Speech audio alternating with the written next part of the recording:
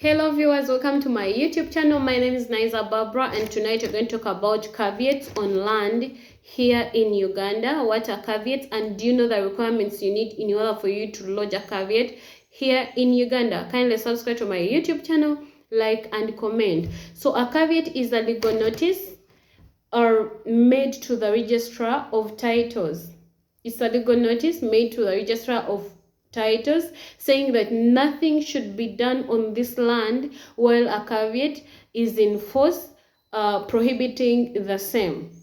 So the caveat records a person's interest in a property that is not otherwise reflected on the title. Remember, when you have a land title, there is that part which has an encumbrance. It has an encumbrance part. So when someone lodges a caveat, it will be reflected on the title that there is someone with a caveat. So if at all that title does not have like an encumbrance and you have an interest in that land, you can lodge a caveat and the Registrar of Title will put it straight that on this land there is someone with an interest, and that is the caveat we are talking about.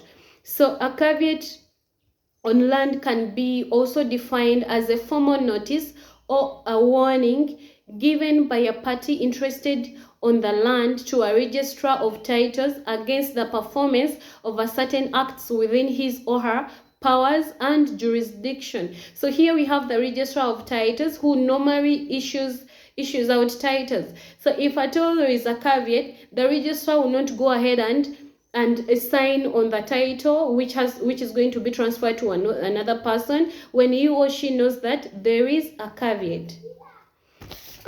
So a caveat acts as a warning or a formal notice to tell the public that there is an interest on the land or on property for a particular reason.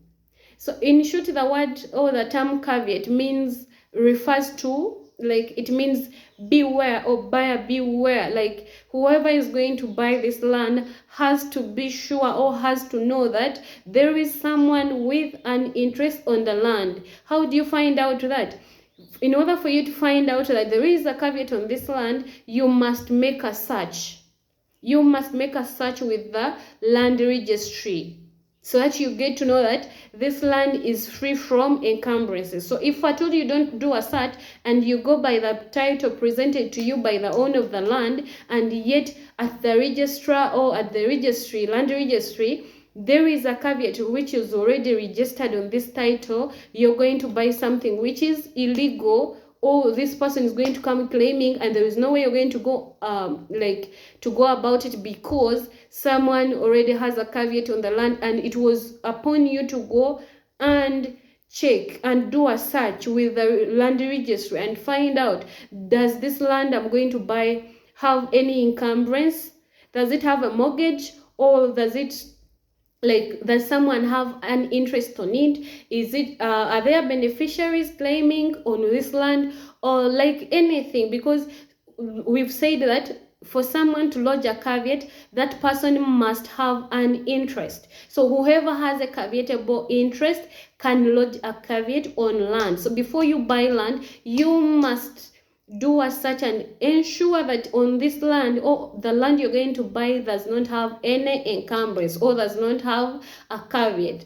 So when we look at section 139 of the Registration of Titles Act, cap 230, it says any beneficiary, that's when there is we have someone who died and now we have the administrators or executors, and let me say the executors want to sell the land without putting into consideration the beneficiaries of the same, then the beneficiaries can go ahead and lodge a caveat.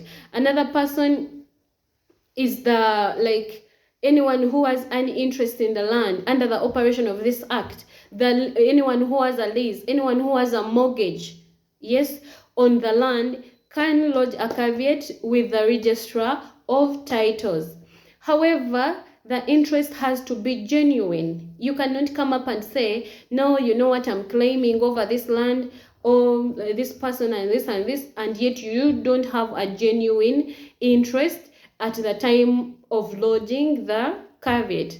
So you must ensure that you have a genuine interest at the time of lodging the caveat. Otherwise, the court will go ahead and issue you with like costs. You must pay compensation if at all you've issued the caveat and yet you don't have a genuine reason. So a genuine reason is referred to as a caveatable interest.